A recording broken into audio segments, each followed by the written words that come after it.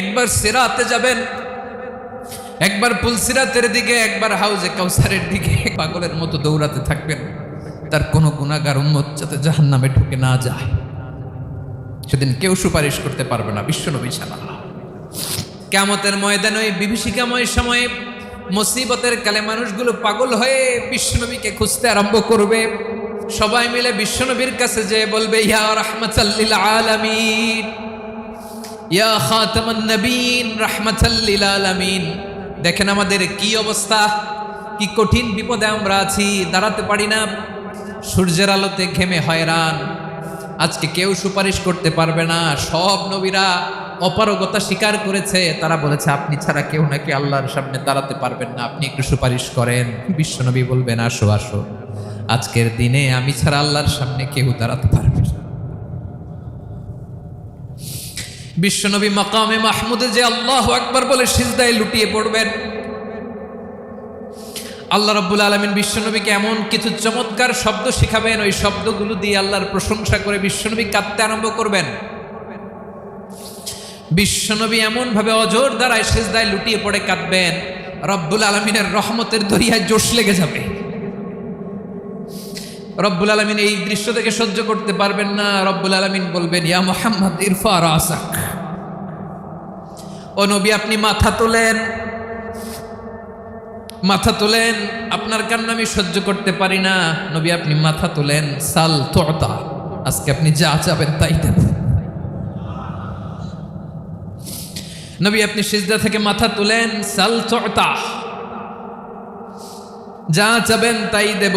ওয়াশফা তুশাফা, যার জন্য সুপারিশ করবেন তার সুপারিশ কবুল করে নেব। বিশ্বনবী এবার মাথা তুলবেন। যে বিভীষিকাময় সময়ে প্রত্যেক নবী বলেছেন আমি পারবো না, প্রত্যেক নবী বলেছেন নফসি নফসি, আমার কি হবে আমি জানি না, আল্লাহ আমারে বাঁচাও। প্রতিটি নবী বলবে নফসি নফসি, আল্লাহ তুমি আমারে বাঁচাও, আমারে বাঁচাও। বিশ্বনবী মাথা তুলবেন, তুলে বলবেন রব্বি হাবলি উম্মতি, আল্লাহ তুমি আমার গুনাহগার উম্মতকে বাঁচাও।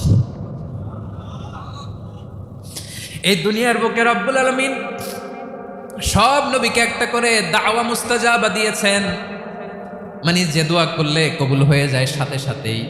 দাও বিহা, দুনিয়ার সব নবীরা ওই দোয়াটা দুনিয়ায় করে ফেলেছে।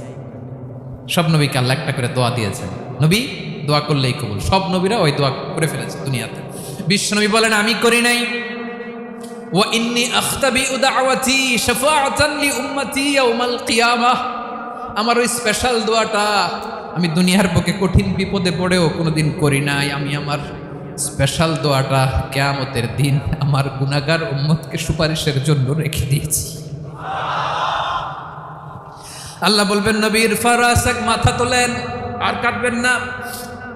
বিশ্বনবী মাথা তুলবেন, আল্লাহ বলবেন সাল তুতা, আপনি যা চাবেন তাই দেব। ওয়াশফা তুশাফা, সুপারিশ করেন, সুপারিশ কবুল করব।